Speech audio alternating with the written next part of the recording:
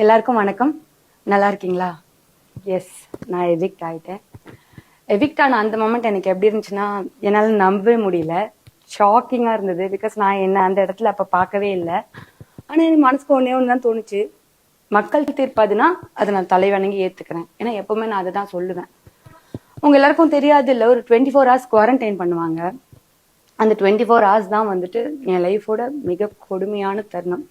ஒரே ஒரு கேள்விதான் திரும்ப திரும்ப திரும்ப திரும்ப, மக்களுக்கு ஏன் என்ன பிடிக்கல அப்படிங்கிறது தான். எனக்கு மனுஷங்களை ரொம்ப பிடிக்கும், உங்க எல்லாரையும் ரொம்ப பிடிக்கும்.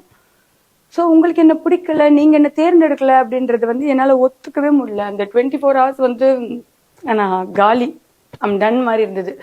அதுக்கப்புறம் வீட்டுல இருந்து எல்லாரும் விஜி திரு எல்லா விஷயம் சொல்லி அதுக்கப்புறம் தான் போன உயிர் திரும்பி வந்துச்சுன்னு சொல்லலாம். உங்களுக்கெல்லாம் தேங்க்ஸ் சொல்ல வார்த்தையே இல்லை. உங்க எல்லாரோட மெசேஜஸும் படிச்சேன், வீடியோஸ் பார்த்தேன். Thank you so much. நீங்க எனக்கு என்ன பண்ணிருக்கீங்க அப்படின்றதுக்கு எனக்கு சொல்ல வார்த்தையே கிடையாது. எனக்கு இருக்கிறதுலாம் ஒரே ஒரு வேண்டுதல் தான், உங்களோட இந்த அன்புக்கு என்னைக்குமே பாத்திரமா இருக்கணும், என்னைக்குமே உண்மையா இருக்கணும், அவ்வளவுதான். Love you so much, love you a lot. இந்த லவ் எப்பவுமே எனக்கு கொடுத்துட்டே இருங்க, நானும் உங்களை லவ் பண்ணிட்டே இருப்பேன். நான் கும்பிடுற சாமிகளும் நான் நம்பின சாமிகளும் என்னை கைவிடல, அவ்வளவுதான். Love you.